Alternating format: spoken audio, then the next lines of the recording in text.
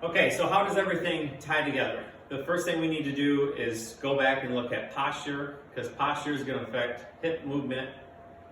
Hip movement's going to affect shoulder movement. Shoulder movement's going to affect the backswing. So you can see how I needed to kind of place everything together so everything flows very well. So when all those things are connected like that, you'll see once we got to have the right posture to have the right hip movement so it doesn't lock your shoulder up. So again, going over posture, your knees are going to sit a little bit more right over your ankle joints. Now, if I put the club, again, right in front of me, when I bend from my hips go back, okay? So it almost feels like I get on my toes, and then once I put the club down, it puts my toes back on the ground. Again, so my toes are neither lifting, and they're not grabbing, they're just resting on the ground. Now, why is that important? That's important because if I get on my toes and my toes are grabbing, A, it affects my spine, but B, it puts tension on my hips, it puts tension on my shoulders and on my back. So everything locks up. What happens when I lock up? I tend to move into the ball, my shoulder won't rotate, and the club's gonna go across the line, or I have to fight it this way and make my club go under the plane to pull me back in. Okay, so that's why, again, it's critical. Setup is gonna affect how our hip moves. So again, when we get in here, you can put the club up in front and move back. So you're gonna feel like your hips move back. Okay, now I have the ability from that model to feel my right hip work that way. So my right hip, I'm just gonna take my right hip, see my hips gotta be soft, or gotta be pretty soft in my hip socket here. So my pelvis and my hip can move. If I'm real tight, which bad posture will do that to me, my hip can't move. But if I'm tight in my hips, I can feel like my hip moves back this way. Okay, so as I swing back and my right hip moves back, it allows my right shoulder to move back, which allows my club to move back and get square and get on plane. So that's why I put these videos together. They all kind of rely on one another.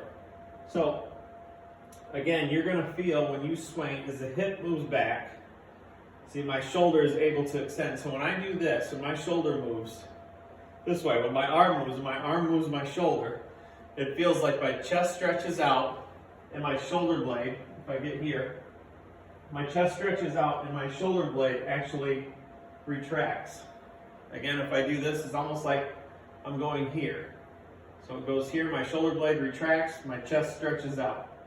Now I can't do that if my shoulder's locked up. And if my hip's locked up, then my shoulder locks up. So it absolutely becomes a domino effect. So that's why these videos need to go with each other. So again, and we'll just make some kind of shorter swings and just try to feel, as I swing back, everything kind of move back. And everything's, at first it may be tight for you because it's new, but start to feel like you're starting to relax. Relax your shoulder, relax your hip. Any tension is going to limit the movement and limit the motion of what you're trying to do. So as we get ready to go, we're just going to hit some swings and hit some shots. So you're just trying to hit it not very far, so we call it full motion, 50%. Feel my shoulder move back, feel my hip move back.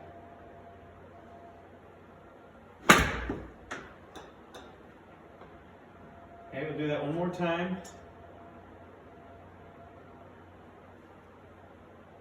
So again, got to make sure my posture's right.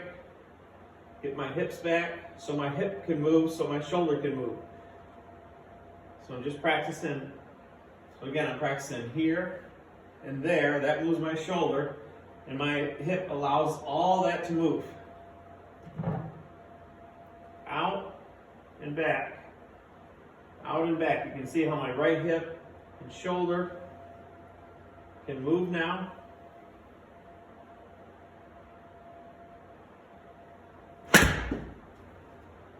Okay, so again, we're just working on matching the hip movement up with the shoulder movement with the right arm. So we start by getting in your posture. Again, your right arm works here, rotation. Here, rotation. You start to feel how that pulls the shoulder back. So we start to have all one movement. Okay, so again, if this hip locks up and I go to swing back, see I can feel my shoulder get crooked here. It gets real tight. So if I swing back and my hip doesn't work, see I try to swing back and my shoulder gets tight. So the club's going to go, it's going to go the path of least resistance, which is going to go up and across the line. And typically what happens from here, as soon as that club comes down, it's going to get way behind me. So again, work on what your right arm's doing. Feel how that extends your shoulder and make your hip work with it. So everything works as a unit. They all help each other. So I know that was a lot, but I thought it was appropriate to have everything kind of combined so you can feel like it's one movement pattern. It may take you a little bit, and that's why we work slow. Again, we can always add speed, but just try to feel and work with a mirror if you can to feel the shoulder and the hip work together, and that backswing will really set you up nicely for the way down.